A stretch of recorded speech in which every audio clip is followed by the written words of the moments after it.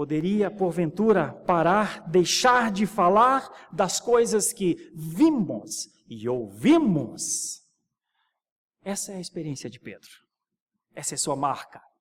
Andou com Jesus. É discípulo de Jesus. A pergunta que eu faria, procurando aplicar isso aos nossos dias, é: os discípulos de Jesus, porventura, serão calados? Os discípulos de Jesus, os que o conhecem, aqueles que devem a Ele suas vidas e tudo o que há, a sua eternidade, aqueles que devem a esse Jesus a sua existência, aqueles que devem a esse Jesus o benefício do amor eterno, aqueles que devem a esse Cristo a honra devida ao seu nome, aqueles que foram agraciados com uma graça incomprável, inconquistável, aqueles que só vivem porque agora vivem, se movem e existem no nome do Filho de Deus, seriam calados? Eu teria que dizer que o discípulo de Jesus nunca se cala. Talvez o cristão em si, algumas vezes chamado de crente, se cale. Eu tenho que admitir isso. As provas são tão fortes nessa direção.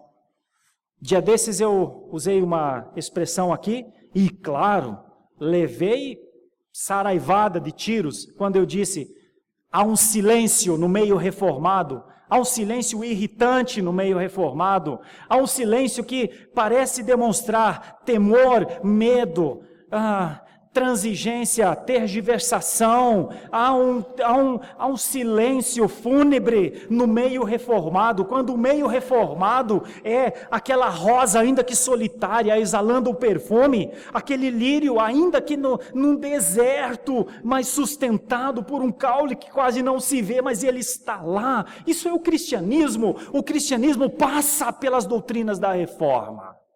O cristianismo passa pelo conhecimento da soberania de Deus.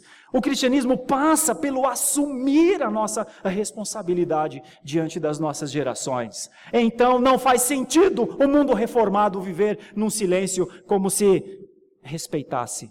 Silêncio. Aqui não pode falar. Falar de Jesus, uma placa com um corte no meio. E então, quando eu critiquei o silêncio dos reformados, estou me criticando também. Estou dizendo, a nossa voz precisa se levantar. A nossa voz precisa se levantar de uma maneira que nós vivamos o que cremos. Porque se não for assim, alguma coisa se perde no meio do sentido de cristianismo. Por isso, ao discípulo, a ameaça é um estímulo.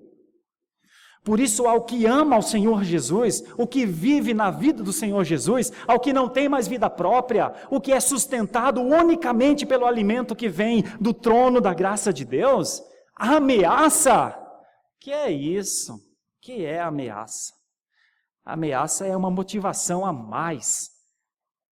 Por isso eu chamei a última pregação dos desafios. Falei sobre os desafios que animam a igreja. Os desafios, as controvérsias, as perseguições, as acusações, não. Elas não nos calariam, não é? Ou calariam? Não nos calariam, não é? Ou calariam?